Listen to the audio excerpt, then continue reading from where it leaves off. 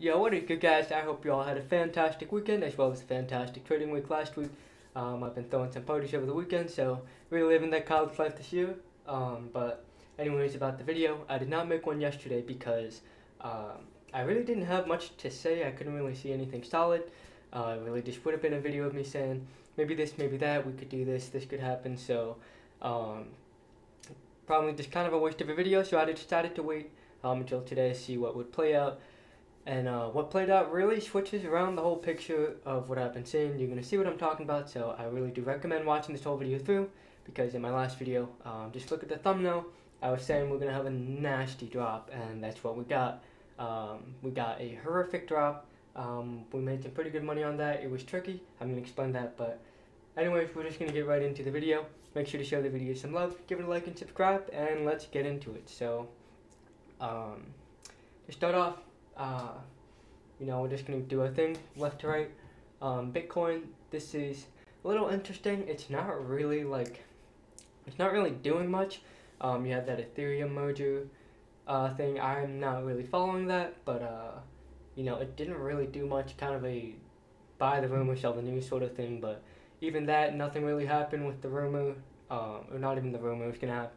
You get what I'm saying? Nothing really happened here. You just kind of, I don't know.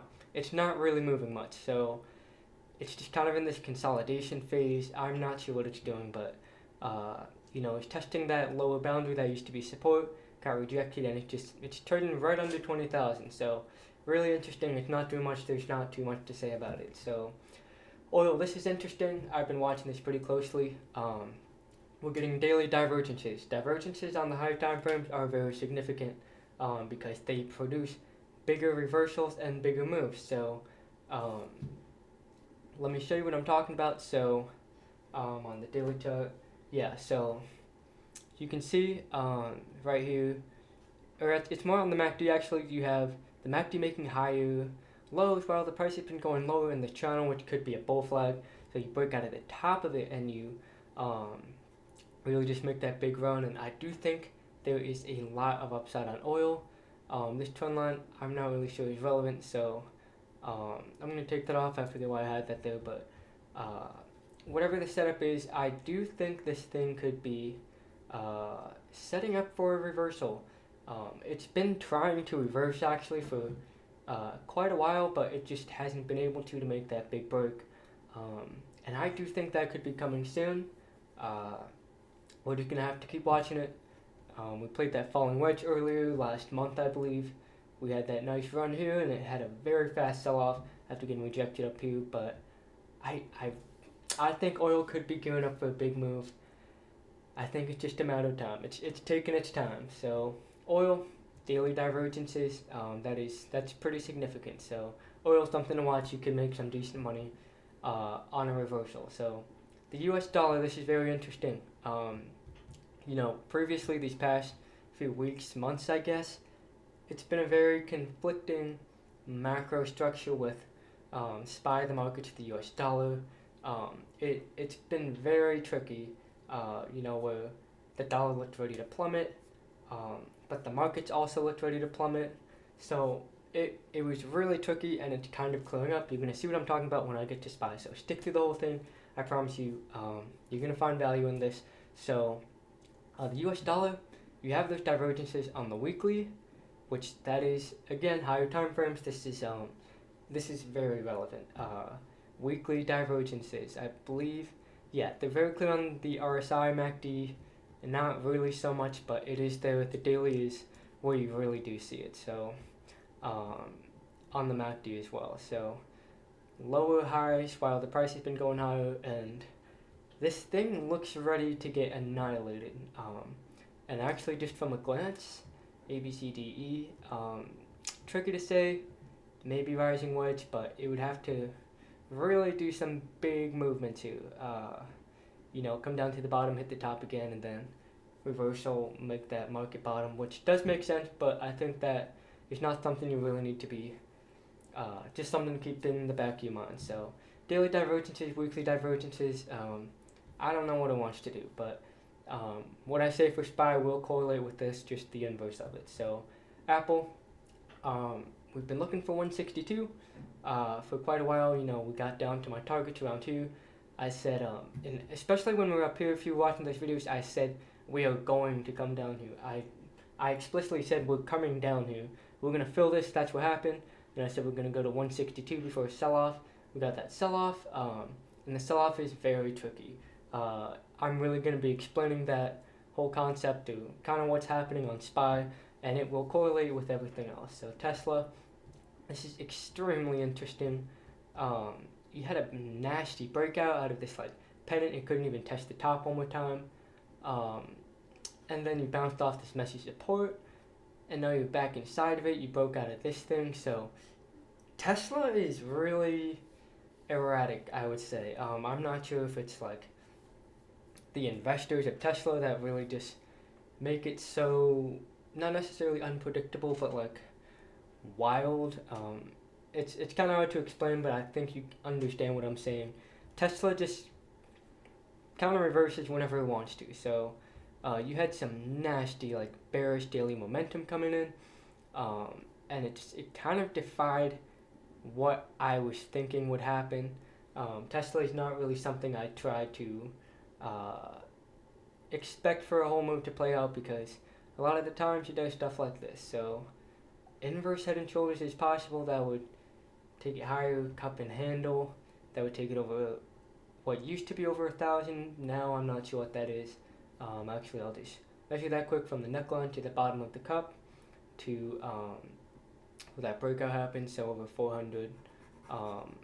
Yeah, Tesla, very interesting. I'm not sure what it wants to do.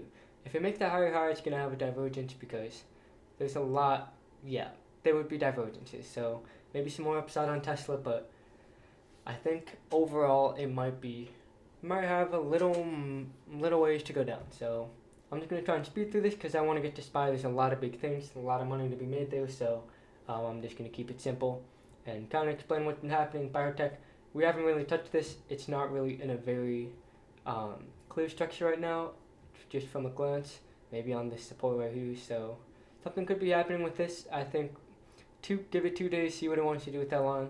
Right now I'm not sure what it wants to do. Double bottom, you had that hammer candle, so not sure what it wants to do. You broke out of a big channel actually, ABC. So yeah, give it a couple more days and I think we'll have a better picture painted for us. So SOXS, we made like crazy money. We bought all the way back here. We just sat on it for weeks, and it finally just absolutely exploded. Ran like 50% without stopping. You came back to this zone, which seems to be a supply zone. This is what's called hanging baby, I believe, where you have a gap down and then a doji and another gap up, and you have a double gap here, so this could be getting filled, which would correlate with SOXL filling this gap up here in the 14. So this also really ties closely with SPY. I've predicted what SPY would do based on SOXS charts before, so if this thing wants to fill this gap, SPY is going to be moving up too. So just something interesting. You have a gap, I don't know, that's pretty far away, but you never know. That's like 80%, whatever that is. SOXL, that's something to watch for sure. You got some nice gaps. That would be an insane rally, but we're just going to be watching it for now. VIX, interesting. It's in this really difficult zone where a lot of wicks you can see for yourself. A lot of wicks in this range. So the fear is not here yet. Like, I do think we will be making lower lows, but like it's not ready. I'm gonna explain that thing with SPY again. That might be annoying, I keep saying that, but like everything I'm looking at really correlates very tightly with the overall markets, which from a technical standpoint I can explain with SPY. So the VIX, the fear it's not really there. It's not exploding. You don't see that overwhelming fear like you did back in June after CPI. Every time we pushed up to 35, once you start breaking that 35 range, it's just off a cliff. Retail sentiment plummets. So anyways, on to SPY. I got some really interesting stuff for you.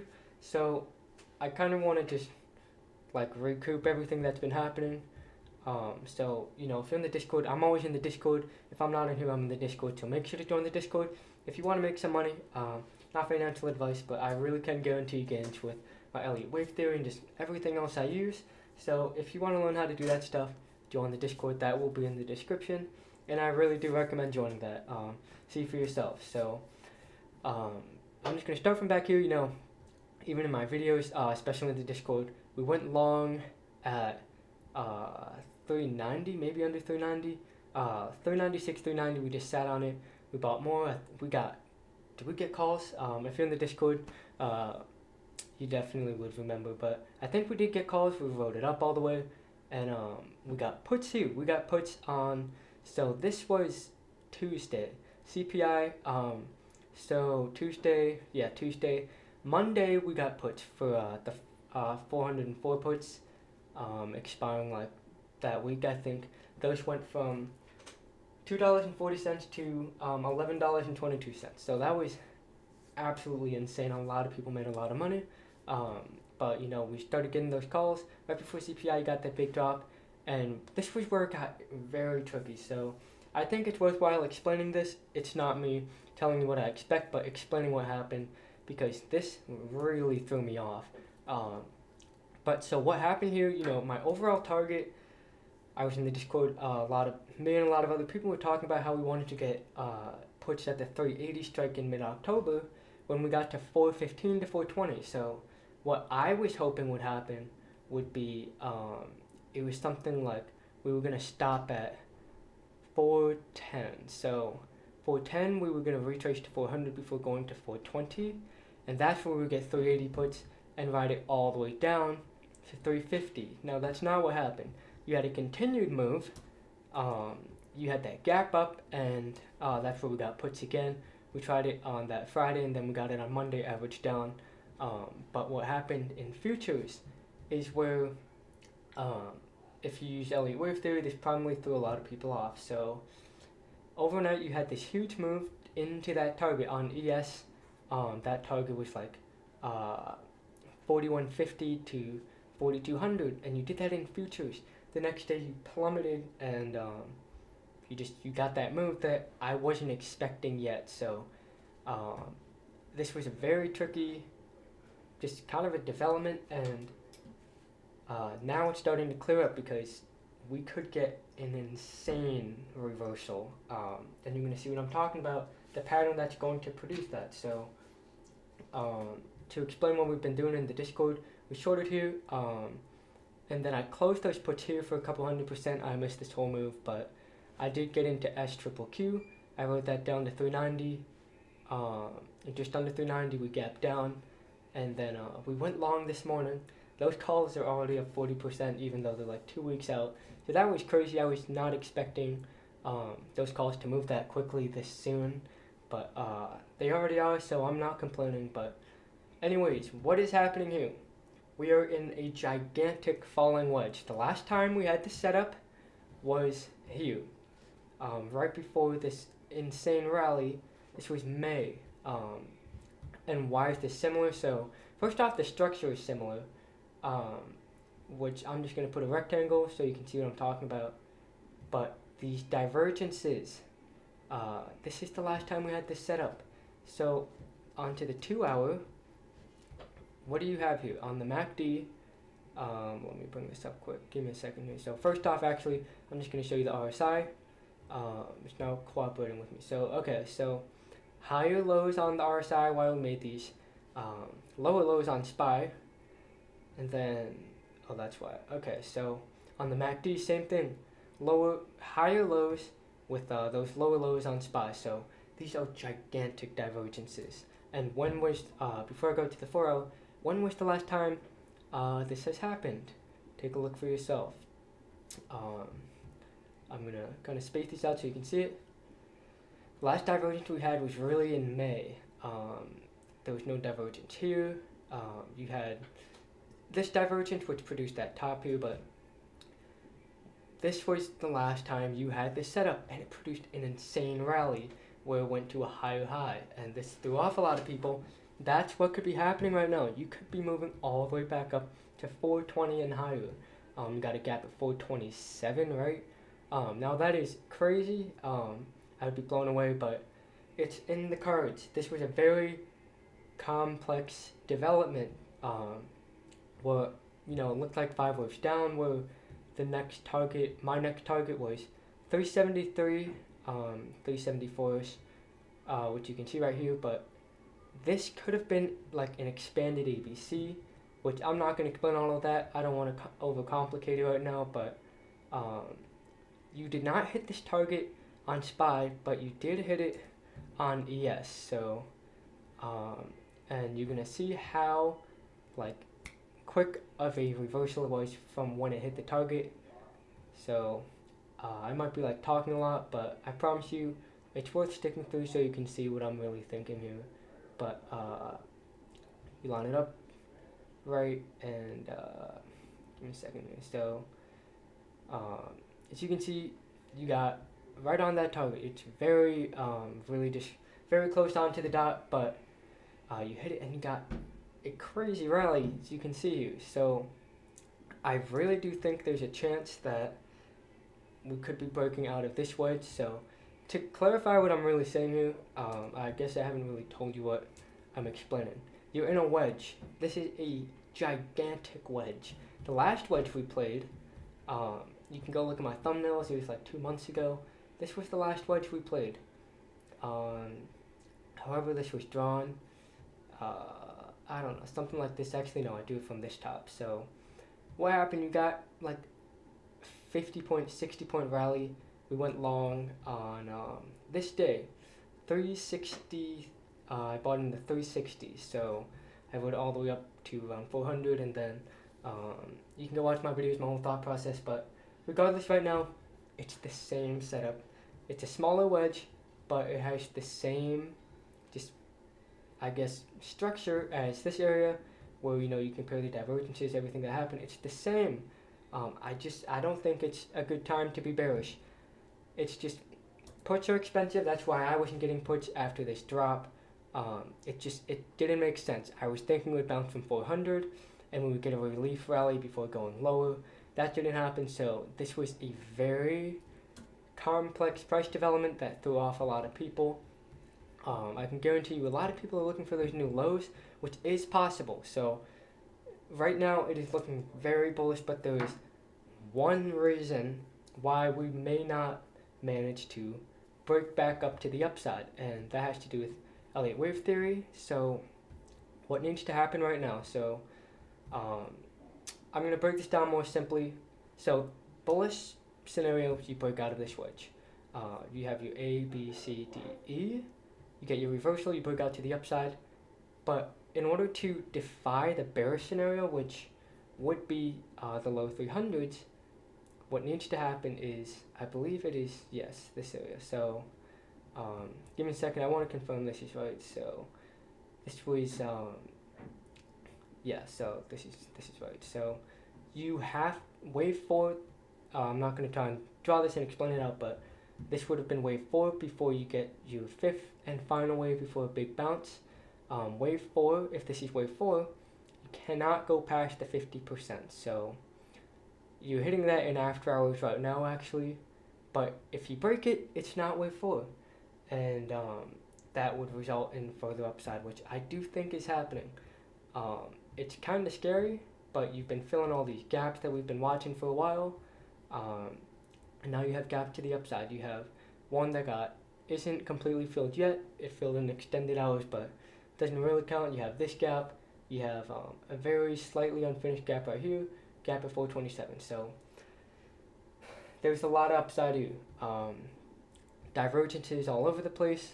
4 hour there were divergences on the RSI and MACD. Yeah, these divergences are enormous. And one of my biggest rules is I don't bet against wedges.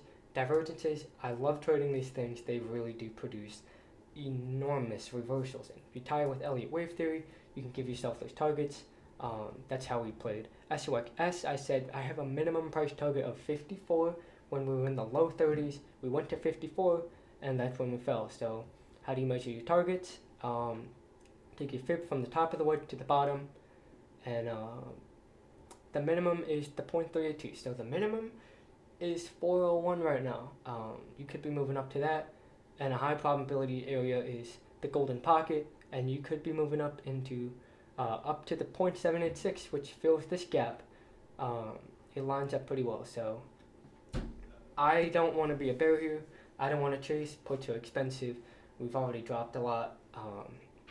It just doesn't seem smart. I hedged overnight with like low 380 puts, but I am much heavier in long positions. I was up a lot. I took profits today because I went long this morning with the Discord. So I did take some profits off the table. If we pull back, I sell that put position, as well as I increase that long position, which there's a lot of risk management that goes into it. Join the Discord so you can really see what I'm saying, follow it, make some money, because it's hard to just lay out the whole plan on YouTube without making these videos so long. So I think there's one more thing I want to show you. Yeah, so the fractal.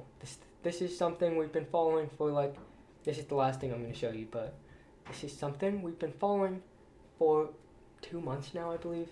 We were talking about it in the Discord, but it might be on a different one. Yeah, so the fractal, it finally played out. What do you know?